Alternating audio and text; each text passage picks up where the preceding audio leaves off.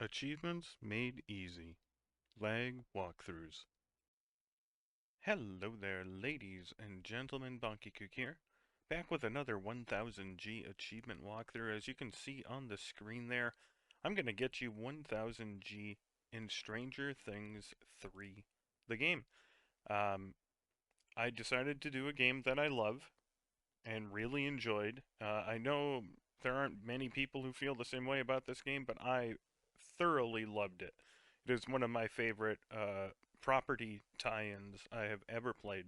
And even though this game has been discontinued and you can no longer purchase it on consoles for sure, I think there is a mobile version, and I think Netflix Gaming has a version of it, but I don't know if it's the console one or if it's the mobile one or whatever other versions there are. It's no longer purchasable on consoles. I think it was partially due to license, and then partially due to Netflix deciding it wanted to start its own gaming service. So, um, but regardless, this isn't going to help a ton of people, and I knew that when I started it. Unfortunately, I was in an abusive relationship, and when I got out, I was having trouble, finding the motivation to get back into making my walkthroughs. So I wanted to do it on a game that I really enjoyed. And even at that point, I'm pretty sure the game had already been delisted, and I knew a lot of people aren't going to get much use out of this walkthrough, but I wanted to do it anyways. Because I really wanted to get back into walkthroughs, but I just didn't have the fire for it after dealing with the abuse that I did. So um, I finally finished it off. This is a year and a half later, just an FYI. I wound up having to put it on the back burner for other things when I moved and got my house and all that. And my life is very, very, well, that's not really the right way to put it. I'm satisfied and safe now. I'm happy with where I'm at, and I'm going to continue to make walkthroughs, continue to work 3 jobs, continue to, do everything I want to do. And I wish I had more time to play games for myself, but I do love making walkthroughs, so it's hard for me to differentiate between the two sometimes. But with that said, we're going to get you your 1000G in Stranger Things 3, the game. It was published and developed by BONUSXP with the Netflix license backing. It initially released on the 4th of July of 2019. Currently, it is estimated to take about 12 to 15 hours, but I don't think that's accurate. If you actually look at some of the votes, less than 10% of the people that completed the game finished it between 12 and 15 hours, but those are the ones that were likely the ones who voted. So it skews the results a little bit. I would expect your first blind run to be 15 to 20, if not more, depending on how much of a exploration person you are. But going through the game with me, we're probably going to come in somewhere between the 10 to 12 hour mark. I did a run on my own doing everything, and it took me just over 5 hours. And we have to go through the game twice. So I think 10 hours is a conservative estimate. You can check the runtime of the entire playlist here and know exactly how long it's going to take to follow along with me. There are 31 achievements total. 23 of them are tied to story progression. I'll jump over and get the list up there. Not going to scroll through and show you all of it, but there are 23 tied to story progression. 4 achievements are tied to side quests that can be missed on a playthrough. Wallflower, Ivan the Smuggler, Will the Wise, and a Fishy Request are the 4 quests you should keep an eye out for, but of course I'll be guiding you through all of them. And if you do happen to somehow miss one, we play through the game twice, so you could just focus it on it in our second run as well. There is one achievement for collecting trinkets, which are just equipable, or equipment, basically. It boosts your stats or specific characters, and we'll cover those more later. There are 2 achievements for finding half in all of the gnomes in the game. Those are the game's primary collectible, and there are 50 in total. And the final achievement is the second playthrough, which will be on the permadeath eliminator mode. The achievement says it is a new game plus mode, but that is wrong. Um, you don't carry anything over to new game plus. The I guess it could be considered a New Game Plus mode, but the only real difference is that you start the game with everyone unlocked. Um, you don't have any of your equipment from your first run or money or anything like that. The only difference on your Eliminator mode is that you have access to every character. So I guess in my head that doesn't sound like a New Game Plus mode, but maybe under the strict definition it does count. But yeah, you're not carrying anything over from your first run. So don't worry too much about that. Don't try to prepare for your second run. You're not carrying any of that over. It's a different save file. Um, and it's not all that difficult. The permadeath mode is a step up from the regular difficulty that we play on. We play on story difficulty on our first run just to make things easy. But you can kind of glitch it by quitting out of the game. If you find yourself having trouble, you can just dashboard, hit the 3 lines button, and quit out of the game before the autosave triggers, and you should, excuse me, you should be safe from losing your character. But we'll worry about that once we get there. Outside of that, we are going to start by using Dustin as our first main character. Once we unlock 11, we'll switch to her for a little bit, and then we'll ultimately be using Will as our main, paired with 11 and Max. I've gone over this multiple times. In fact, I initially wrote the walkthrough with 11 as our main, but Will is so much better uh, than 11 is. Now, 11 special is really good, but there is a trinket for Will that gives you 20 extra damage per hit. Will's attack hits 3 times. The trinkets for 11 give her extra percents of damage, not base damage. So most of you can probably already figure out that Will is extremely better. Will, I think it was Lucas and maybe Steve are the 3 projectile characters that can benefit from this trinket, and you can make as many as 5 of them. You can only equip 5 trinkets, so which means every attack is doing 100 damage. At 11's best, uh, I think 11's attack only does like 35. So ultimately, I went with Will, and that's who we're going to be going through the game. But again, we start with Lucas and Mike at the beginning of the game. We'll play as Lucas till we get to Dustin, then Dustin until we get 11. We might stay with Dustin until we get Will. We might switch to 11. At that point, we'll have to see where we're at. Because 11 it can be very useful, especially for destroying things. Um, Will's attack takes forever, so you don't really want to be destroying things as Will. And regardless, it's not a bad idea to play around with all the other characters. In case something happens and you do lose a character on your permadeath, you do want to have backups that you're capable as. There aren't any options for gameplay. I did turn down all the music to avoid any copyright issues, but I kept the sounds up. So when you are ready, go ahead and press New Game. We're going to start on story difficulty. There's no reason to play on any of the harder ones. And there's going to be a bit of an introduction here. So we're going to get some scenes. We're going to skip them. There's no real point in watching any of the scenes. You can skip through the dialogue. I'm going to tell you specific spots where there's specific dialogue to pick. Otherwise, you can just spam A through everything. Once you regain control, we're going to go over the HUD and everything for a bit. We start off as Mike and Lucas. Immediately press down on the D-pad to swap to Lucas because Mike is useless. This is the top-down view, as you can see here. I'm going to be referring to directions based on either north or up being, up the screen, bottom being south or down, etc. Your left analog will move you around. The A button is attack. The B button will block incoming hits, but if you hold it too long, you stun yourself when the block bubble breaks. You can time your blocks to get a counter boost, but it's only like an extra 1, maybe 2 or 3%. It was an extra 2 damage on like 40, I think. So it's not very much. It's not really worth designing a build around it, in my opinion.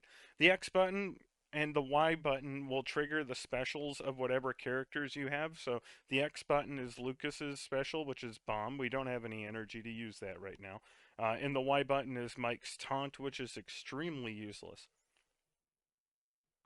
And with that said, we're going to jump into the HUD now. The upper left is the currency display. The upper right is whatever quest you have currently activated. If you do have a story quest, you'll see the yellow exclamation point up in the upper right corner of the screen there. If they are side quests, they are more of a sky blue color, just to keep that in mind. It'll show you what direction to walk on the screen to get to the quest, and once you get over there, the exclamation hovers over whatever the quest icon is. In the bottom left is the status for your main character. It shows you the picture on the left is who we are controlling. Our partner is on the right.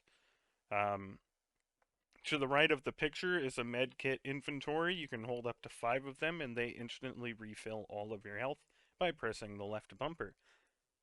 Just to the right of that, there is a health bar. It runs right to left, and above that is your energy capsule bar, and you can have up to 5 energy capsules. Those are used for Mike's taunt, Lucas's bomb, etc., and they are refilled by Cokes, which is the icon on the right side. You use Coke to refill 3 energy and press right bumper to use them. In the middle of the screen, you see the XYAB indicators, which I've already gone over, but you can take a look there. If you aren't sure which character you have equipped, or you need to make sure you're activating the right special, you can check those indicators right there to make sure you're using Lucas's bomb instead of Mike's taunt. On the right side, you have a D-pad menu. You can switch to your last hero using up on the D-pad. Typically, there are spots in the game, cutscenes and other things, where you automatically change characters, and if you want to go back to the one you were using before that scene, you can press up on the D-pad. It also works if you need to switch a character for something. There are character-specific actions throughout the game, and the game will swap to the character to do said action, and then you can press up on the D-pad to immediately switch back to the character you were controlling. Left and right will cause your character to stay or follow you. We'll be using that quite a bit for some pressure plate puzzles, and finally pressing down on the D-pad will swap so you're controlling your partner. With that done, we'll go take a look at our journal, which is the window button on your controller. I don't even know what it's called anymore. Menu. The journal has tabs for maps, quests, party, items, and crafts you'll be using in your journey. And we're going to go through them one by one. The map will show a map of the current area you are in. For us, we're in the Star Court Atrium, which is the second floor of the food court. Objective markers can be seen on these maps, and if you look to the far left, you can see a 2D vending machine icon indicating a vending machine is there. I did upload maps to my website. I don't think I've mentioned this yet. I have a text version of this walkthrough up on my website if you'd prefer using that. I have made maps of every area in the game, although some of them I had to stitch together and they look like a toddler did it. They are good enough for you to get the general idea of where everything is, and 95% of the maps were done with everything in them. But there are a couple of maps that I screwed up something, and I made a note of them in my maps resource if you want to go check that out. You can move around the map with the left analog. I don't think you can scroll in and out. It doesn't appear it. The quest tab will show you all of the quests you have available. You can only have one quest pinned at a time, but you can use the A button to pin whatever one you want. Next is the party tab. Shows us all 12 of the characters. You can see that there are 12 and we only have Mike and Lucas lit, and we'll be getting the rest as we go through the game. Let's see. At the bottom of the screen, you have your trinkets. As you can see, you can equip 5 different slots.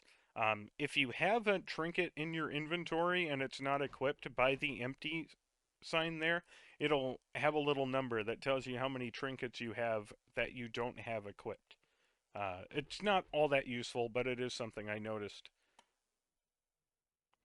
And then we pop over to the items tab. This is all the inventory that you'll be getting. You'll eventually be filling this up quite a bit, but for now we have nothing. It also shows our money again on this screen in the upper left, and you can press Y to show which one of the gnomes you have gotten so far. And then finally, we have our crafting recipes. We will unlock these mostly at the beginning of each chapter, although the character-specific ones will unlock as we unlock those characters. And there are a couple story-related trinkets that we will unlock as the recipe for when we need them for the story. And that's the basics of everything. I know there's a lot going on here, but this is a long achievement walkthrough. So I got to spend some time going over the basics. So sue me. We're just going to go ahead, though, now and get started. So you take control over here. Again, if you started as Mike, swap over to Lucas because Lucas does ranged attacks. Ranged attacks are much better at keeping you out of harm's way than melee, and also Mike is useless. Mike's ability is taunt. So it's redundant because the person you're not controlling already has reduced damage. They did that so that you don't have to worry about your AI running off and getting itself killed. Your AI can take way more damage than you can. So we're already going to be using Mike as a shield. There is no sense to have a taunt ability that reduces his damage taking because we're going to be using him as a shield. So we get rid of Mike as soon as we can. As you saw, I ran around and broke all of the objects down here. This is something you're going to want to do non-stop. As we go through, I will be doing this to almost everything because there is a chance for money and other items to drop, and we're going to be doing it regularly. I ran up and triggered the story quest here. Let's just skip through the text. And regain control, and we're just going to run over and destroy everything. If anything drops, we can come get it later. But you're going to see money dropped there. You can drop hearts, which increase your HP. You can drop energy balls, which give you one capsule of energy. And you can drop crafting items, materials that you need to craft. There are some items that only show up from dropping from destroyable objects, so it is in your best interest to destroy everything, including the most important point is the sharpshooter's trinket requires a drop-only item. That is the item that makes Will get an extra 20 damage per attack. And since our entire goal is to boost Will as strongly as possible, we're going to want to kill or destroy everything so that we get the drop-only items to drop. I'm not going to cover that too much right now, but once you're ready, go back and head down the escalator here to get to the Starcourt food court. Immediately turn to the right here, and you'll see a little red gnome popping out behind the escalator window or glass there. Press A to pick up your gnome. In the text walkthrough, I have them listed as gnome number 1 of 50, the name of the gnome, which is Bastion, and then the number the game assigns to them, which is gnome number 36. We're going to run around and destroy a bunch of stuff. We're not going to worry about it too much. Down here, it's not really worth it. We're just going to destroy things on our way to our objective, which is Scoops Ahoy at the top of the map here. But we're going to make sure we destroy a bunch of this stuff just in case we can get a little bit of extra money and then enter Scoops Ahoy. This is the first map, if you're following along my text walkthrough, that has a hidden section. There is a vent there that leads to a room we can't reach until we unlock Erica. The maps on my website show every room right off the bat, so if you do want to have that resource up, I will drop a link to the website in the walkthrough, or in the video description, excuse me. When you walk in, go north to the white door and walk through. You press A on the door to open it, then go and walk up to Steve to start some dialogue. Just go ahead and skip through. Doesn't matter which one you pick. Steve says he's lost his keys. We're going to find him by destroying everything in the room. The key is behind the corner over here, but again, we're going to want to destroy everything. Pick up the key, destroy everything, and then hug the right wall on your way back down. There's a white door that leads behind the counter, and you'll see another gnome hidden behind the wall here. Go ahead and press A to pick up the gnome. That is number 2 of 50, Baskin. and the game registers them as number 10. Now return to Steve and press A. Choose "Here you go" to turn in the keys, and he'll open the door in the northeast. Finish the dialogue and walk to the northeast to enter the lower Starcourt corridors. We're going to enter the first door on our right here and walk in to find out that the elevator doesn't work because the power is off. Go ahead and destroy everything. We're going to exit back to the southwest and follow the hallway northwest. Ignore the guy here for now and walk into this northwest room. We're going to destroy everything in here. This is actually a pretty good place to find materials. The drop-only items tend to spawn often in this room. Most things do not reset, by the by. So these lockers will stay damaged, even if we leave and come back, until we reach a new chapter. Everything in the world resets when you hit a new chapter. I don't know if it's everything, but most things will reset when you hit a new chapter. There are specific things in specific places that reset whenever you change locations, but most of the destroyable things in the game will not reset until you reach a new chapter. So it's not really worth exiting down the hallway, back to Scoops and coming back to try to destroy the lockers, because they're not going to be destroyable again. That's just something to keep in mind. There are a couple of grinding spots that I will point out later, but for now, it's not really worth running around, leaving and coming back to destroy things. Go ahead and talk to Ivan.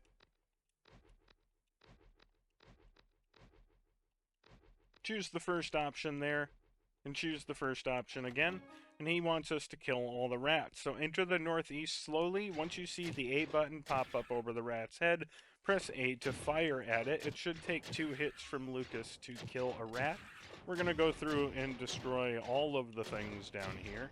You can open the fridge, and sometimes microwaves and ovens can be opened and items can pop out of them, so keep that in mind. Open the door to the northeast and kill another rat in here. These rats are very slow and very easy. They do get faster as we go further into the game. Go back into this first room and exit northwest. You're going to get at least one more rat in here. I think it's only one. Yeah, it's only one. We're going to go around and destroy everything. You'll see a hack pad on the northwest wall. We can't do anything with that until we get Dustin, but we can press this green button on the northeast wall, and we're going to enter the northeast room to kill 2 more rats. Once they're dead, we have killed all the rats. So we're going to head back to Ivan. This store is a Joyce store. It requires Joyce and her shears to open up, so we can't do that yet either. Head back to Ivan and talk to him. Choose the top option and skip through the dialogue. We're going to head back down the hall and open this metal door here. Walk inside, and we need to have our characters step on the plate. Now, if they do step on the plate, they're usually designed to stay there so that you can go through. But if you're having trouble, press left on the D-pad to make your character stop for sure. We're going to grab the med kit here, and then we're going to press this lever, which will restore power to the elevator. There's another Joy store to our southeast, which we can't do anything with. And then we're going to exit, press right on the D-pad so our partner will follow us, and we'll return to that first room to the southeast, press the green button, and head inside the elevator. This is going to bring us to the next floor, which is the upper Starcourt corridors. Actually, not a whole lot we can do here. There's quite a few rooms that we can't access yet. So what we're going to do is walk southwest when we spawn in, and then we're going to head northwest towards the opening here. You're going to get kind of a stealth tutorial, but there's not really any stealth in this game. Press whatever option you want. It tells you to wait for the guy to go into the back room and then press the button, but we're just going to kill him. It takes 8 hits to kill him. He has a chance to drop items, so it's worth killing him. And then exit northeast. There's going to be some rats in the hallway here.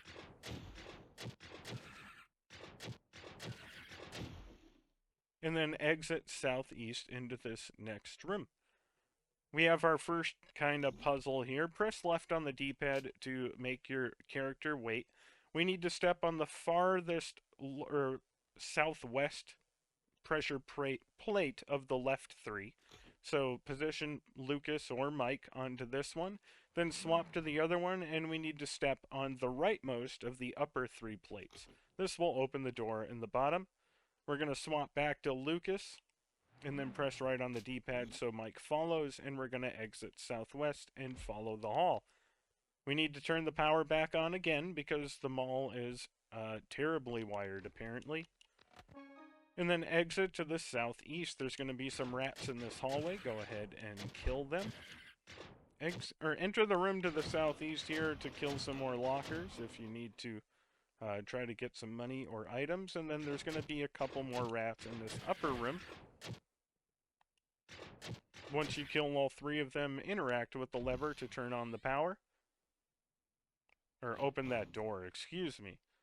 It does turn on some of the power, but we still have to go through this door. This is our first required combat with a human. They take 8 hits to kill unless Mike gets a hit in or 2. I highly recommend doing what I just did there. I didn't have time to explain it, but I kind of walked forward to trigger the enemy and then walked back, hoping that the enemy would engage with Mike so that I could shoot it from a distance. Again, our AI partner has much better defense than we do. So it's much better at being a tank and allowing us to attack it from a distance. Once you kill the enemy, pull the lever, and we're going to go explore to the southeast a little bit. Once the corner is turned, open this northwest door. There's going to be a couple of rats in here. Go ahead and kill them. And you can open a chest in the corner, which are mostly random. There are chests that give you the same thing on every run, but most chests are a random 1 through 5 drawing of items. So you may get 4 or 5 of the same item from a chest. You might get 5 different items. You might only get 1 item from a chest. There are some chests that only give you money. There just wasn't enough time for me to figure all of that out without delving into the code myself. So there are specific chests that give you specific items, but most chests are going to be random drops. And while you can exit out of the game and reload to try to get better things from the chest, it's not really worth it. Exit to the southeast. There's just a couple of rats in here, but again, I do recommend kind of exploring everything, especially on your first run to get familiar with the game. Exit back into the hall and go northeast to a kitchen. And we're just going to destroy everything in the kitchen. You can open up all of the ovens for a chance to get some items or money. And then you can open the first 2 fridges up here. The third one is in the corner we can't do anything with. And with all of that done, we're going to head back to that door we opened. Head southwest and then northwest and through the entry here and to the southwest towards the door, and that will bring us to the end of the introductory chapter. You can press B to skip through the scene. We're going to get some dialogue and we'll head back to Mike's basement, finishing the introduction, excuse me. And that's going to be the end of the introduction. That's going to be the end of part 1 of our walkthrough. I'm going to try to break this up into parts covering just a single chapter, and then I'm not sure how I'm going to do the permadeath mode, which is significantly faster, but it's still going to be rather long. So I haven't decided how I'm going to break all of that up, but I am breaking up the 8 chapters of the game into separate videos.